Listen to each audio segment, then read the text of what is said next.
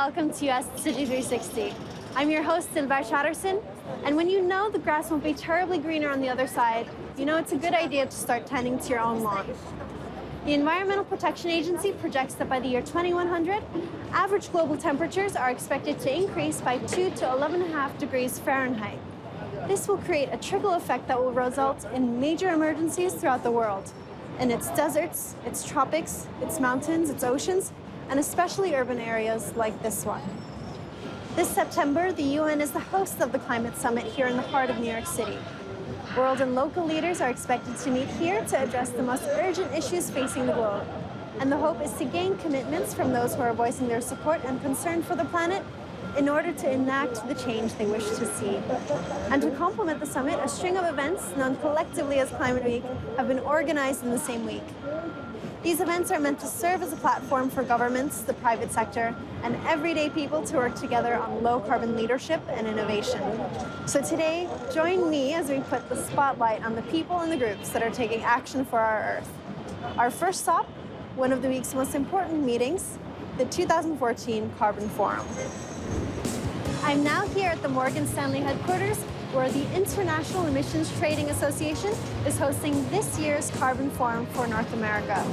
It's an annual conference that tackles climate policy and discusses carbon emissions trading. What is that? It's an approach to control pollution that provides economic incentives to the companies that are major producers of carbon emissions. In fact, some of the biggest names in the industry are present here today, like Chevron and Shell. And if you're ready to find out more, let's jump right into the forum. So we're going to be dealing with some really important topics today around how the United States and Canada and Mexico are going to respond to the climate challenge. This particular forum we call Carbon Forum North America because it's an event that brings together the business community that's active in trying to manage their carbon emissions. And there are companies that understand that they have a responsibility, but they need policy frameworks to guide how they reduce emissions. So we bring them together once a year in North America, and we also do events in other parts of the world to try to explore solutions and find ways of doing it cost effectively. There are different things going on led by sort of federal initiatives that require states to respond with specific plans, notably on power plants here in the US. So we're talking a lot about how to harmonize and how to build market-based responses into the state plans so that companies can deploy their capital more cost-effectively as they manage the emissions over time. In the last 6 years, our energy landscape in this country has transformed in some remarkable ways thanks to efforts at the federal, state, and local level and investment by the private sector. So the Clean Power Plan is the centerpiece of the President's Climate Action Plan, which he put forward in June of last year. It's the most significant step we're taking to reduce U.S. carbon pollution during the President's second term. And essentially what it does, it sets the first ever limits for carbon dioxide emissions from power plants in the United States. Basically what the proposal does is sets targets on a state-by-state basis and then allows states the flexibility to determine what strategies and technologies they want to use to meet those targets. And between now and 2030, it will cut emissions at those power plants by about 30%. As compared to 2005 levels. It's also going to reduce a lot of other kinds of pollution that cause a range of respiratory and other health problems, so we think it's going to have significant health benefits as well. In addition, it's going to drive investment in new energy infrastructure and create jobs across the country. So the proposal will be finalized in June of next year. The first year for compliance is 2020, but we think that states, once they have their programs in place, will begin to make changes later in the decade. I think for pragmatic business people, we have to come together and find solutions and figure out what's the path forward so that we can hopefully protect the planet and protect our reputations and get something good done for the public. I think in some respects elected officials are the people that need to set the policy framework. But the other side of it is that business actually has a role in complying with those laws and in deploying the new technology and putting new ways of producing energy on the table. For us, this is a very, very important session because there's a lot of attention on the climate issue and there's a willingness from state and local leaders to engage with business and share ideas about over the next year, what could they put together? So I'll have to come back to you in 1 year and see if these state plans are good market-based solutions.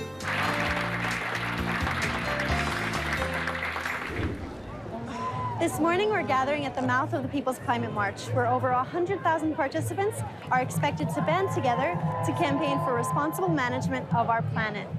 So we're starting here in the Upper West Side of Manhattan at 81st Street, and we'll eventually end at 34th Street in Midtown.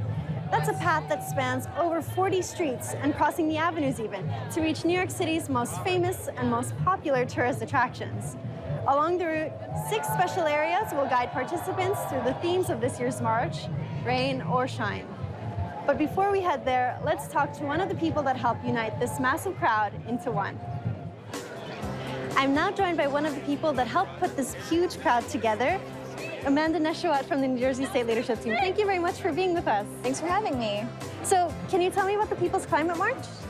Sure. People's Climate March is basically the largest mobilization in American history of people who are concerned by climate change. Well, there's actually a really diverse amount of people here, students, scientists, indigenous people, people that are in labor unions. So there's going to be music, marching, chants, art. It looks like it's going to be an amazing time. And what is the purpose of it? The purpose of the march is basically to create relationships and collaborate with people that we normally don't collaborate with. And they are doing it now because we realize that climate change affects us all and that all of our issues can come under, climate change effects. How are you involved? Well, I'm on the state leadership team for New Jersey, and I'm tasked with getting New Jersey college students out to the march. So with the 9 or 10 or so of colleges that I've been able to help and reach out to the student leaders there and give them resources and support, we've been able to bring about 400 to 500 students. So with so many resources going into this, what kind of tangible results can we expect? Well, there's no specific ask or theme for the march, but in my opinion, the best thing that is going to come out of this is the collaboration and relationships that people are building with one another, and having this basically mark the beginning of the climate movement. Can you share some concrete examples of how this particular march has motivated and also mobilized people to come together?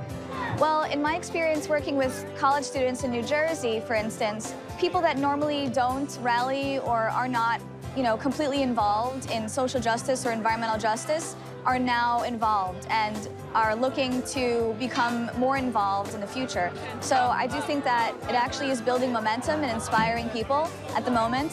To me, that's really important because it takes everyone to change everything is what one of the slogans is for the march. So. Why right here in New York City? Why right now? Well, it's important because today's the 21st. The 23rd is the UN Climate Summit. We really care about what's going on. We understand climate change affects all of us, and we're going to stand together and build a really big, strong movement. Why is this march so important for you and for the people of Secaucus, where you're from?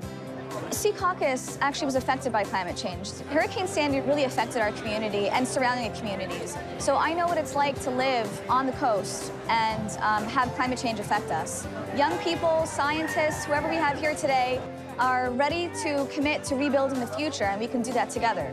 Lastly, what can people do at home who are perhaps not able to join in the march, or also people who are interested in getting involved? How can they do that? Get connected to people, to groups in your communities. If you don't have a group in your community that cares about climate change, create one, be a leader. Climate Week is actually slated to be a very exciting week, so get involved in any way that you can. Well, thank you very much, Amanda, for joining us, and I hope this will be a very exciting week for you. Yes, it will be. Thanks.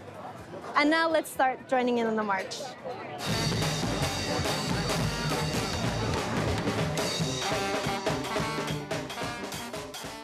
So right now we're kind of just waiting for the march to start. It was supposed to start a little bit earlier, but the streets are backed up for miles and miles and miles.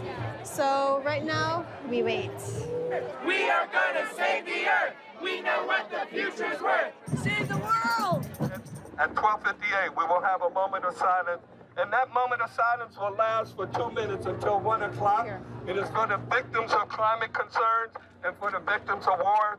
If you would, just pass the word back.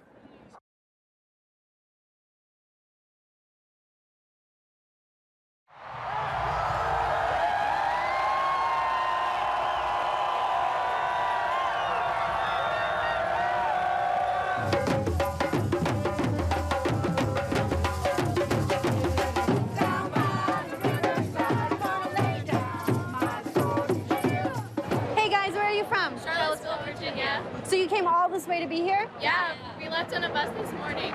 So how excited are you guys now that you're finally here? Yeah, it's awesome. Super pumped. Oh, well, it's great being here right now. I come from New Jersey. I think it's beautiful to see so many people out here. It gives you hope for the future that, you know, people actually care about this. And it doesn't have to take something horrible to happen to actually finally do something. And I feel so inspired by seeing so many awesome people here.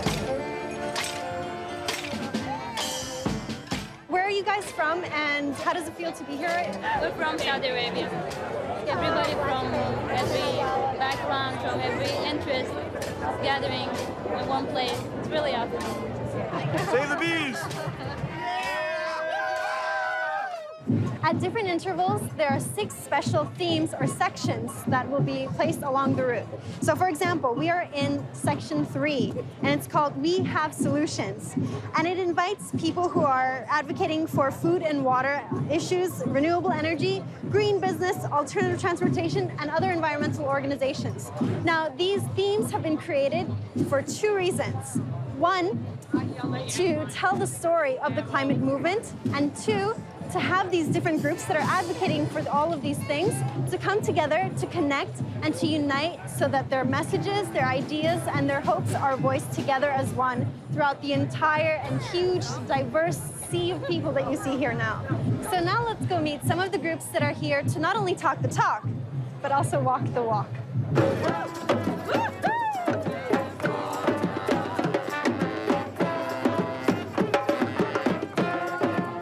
We have a will. I think the people, the populace of the United States has a will.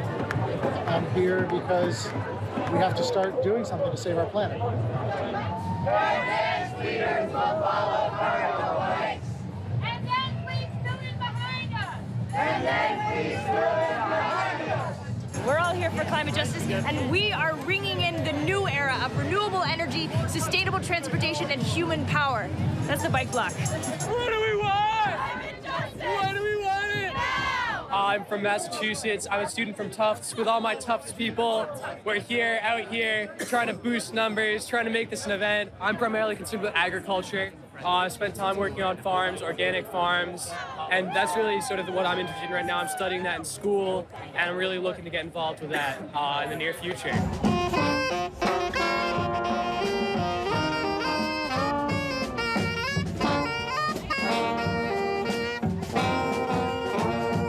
While things are wrapping up here at the Climate March, let's go check out some of the greener parts of Climate Week. I'm here by Bowling Green, New York City's oldest park, and it's the exact place where Manhattan was sold to the Dutch in 1626. But flash forward to today, and the New York's Mayor's Office of Long-Term Planning and Sustainability says that as of last year, 71% of the city's greenhouse gas emissions came from its buildings. So of course, in densely packed, urbanized, and industrialized areas like this, the carbon footprint we're making is huge. Conveniently though, young minds at the Tzu Chi Foundation have thought of a few fun ways to show city dwellers how they can remedy the environment with every step. Let's go find out how. So I'm on my bike and it's time to light up New York City, or at least these 3 light bulbs. So can I start pedaling? Yeah, let's try the LED first. Okay, try to maintain for 5 seconds. Is it hard? No, it's okay. I feel a little bit resistance in the back. Okay, okay. It's about 21 watts. So let's turn it off, and we'll try the second one. I feel like I'm barely putting any effort, actually. Okay, yeah, cool. So how much watt it takes? So you can see it's a 33 watts. So let's turn it off, and we'll try the regular one. This is a regular bulb. An incandescent. Yeah, and it's the regular one. It's the cheapest one that usually people go with. There's so much resistance for this one. The regular one, 98% is for heat. Only 2% left for the light. That's why it takes you the most effort to light it. And for the LED one, around 92% is for light. If we make a smart decision in our daily life, actually make a huge impact to the climate. Try all your effort. The more I keep trying, the more woo! Yeah, you can see it's so hard to even maintain 5 seconds. Yeah, I think I might make the switch today. Okay, good job. Yeah, we have another carbon calculator if you want to try. So let's check that out. And then on one Monday. We're here by the carbon calculator where we're ready to calculate our carbon footprint. So, Yihan, what can I do here? Okay, so let me hand over the calculator for you. You can do the math yourself. So let's make an assumption that imagine you're a person living in a 3-bedroom in New York City. The average amount of carbon dioxide people create to the environment over a year is 10 tons. And let's see if you're under or above the average. Do you unplug your electron equipment when you're not using it? I'd say most of the time. Most of the time? Okay, then we have to go to the green part. So, right here. Okay, yeah, so you can minus 0.5 tons of CO2 in your calculator. Okay. So after adding up everything here, so far my carbon footprint is just 9.5. Oh, wow, so you're below the average group. So now let's head to the vortex.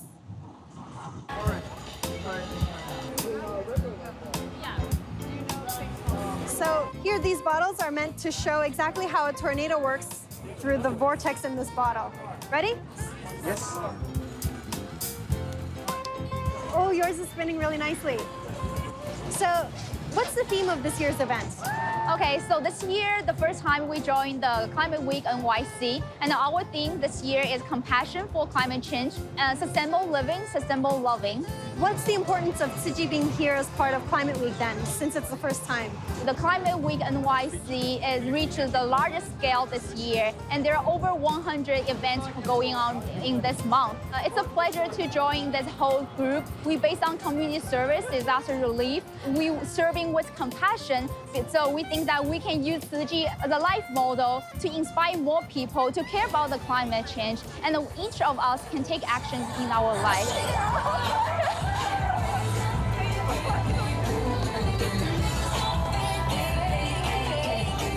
While things are wrapping up on a festive note here, let's go head back uptown to see how the U.S. will be moving forward in the next few months. We're here now in Midtown to attend the annual meeting hosted by the Clinton Foundation under the Clinton Global Initiative. The foundation was founded by President Clinton when he left office in 2001, and in 2005 he branched out to create the Clinton Global Initiative to convene global leaders to create and implement innovative solutions to the world's most pressing challenges. Today, we'll join the panel Cities as Labs of Innovation, where you'll see plenty of familiar faces in the arena. Here, they'll share how cities can become more inventive in order to make big changes that affect the people within their limits and the people beyond. So let's listen in. Well, first of all, I'd like to thank the CGI for the opportunity to share work with everybody. 2 or 3 different countries. I know Cameroon was affected, and the eastern part of Nigeria was affected along the Niger River. And all the water came down, and we were flooded out in just a matter of hours. All the crops were destroyed in the field. Some people died in other states. And there was just a devastating loss, and for people not to be able to go back into their homes for 5 months and to lose everything when they already have so little. So as a foundation, we switched into disaster relief. We tried to provide food and water, and when they went back into their homes, we tried to provide capital for the farmers to buy seeds to go back into farming because they had lost their crops. So now we're rebuilding, and I think we're very hopeful that we can rebuild from that. The Anam New City project really grew out of a problem. I think 50% of kids in our villages are under 20 years old. In overcrowded conditions, no schools, very poor healthcare system, if any.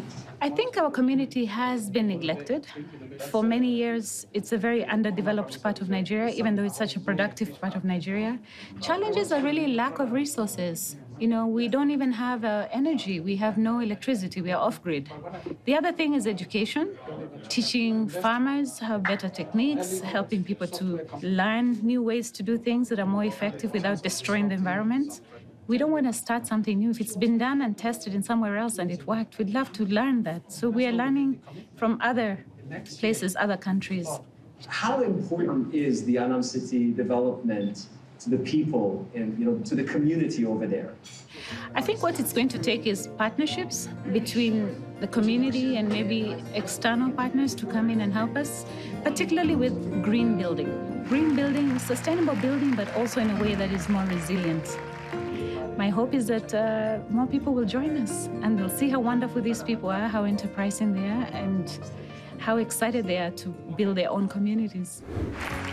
Later, moderators welcomed the co-founders of Water.org, Gary White and Matt Damon. 740 million people who lack access to approved water supply, and 2.5 billion lacking access to sanitation. You cannot solve poverty without solving water and sanitation. Thank you. President Clinton also took the time to recognize outstanding groups for their work. But shortly after, he invited yet another distinguished guest to the stage. So please join me in a warm welcome to President Barack Obama.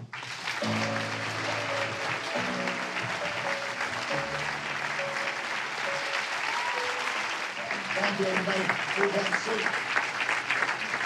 seat. It is the civil society leaders who, in many ways, are going to have the more lasting impact. Because, as the saying goes, the most important title is not president or prime minister. The most important title is citizen. Today, I'm proud to announce a series of new steps.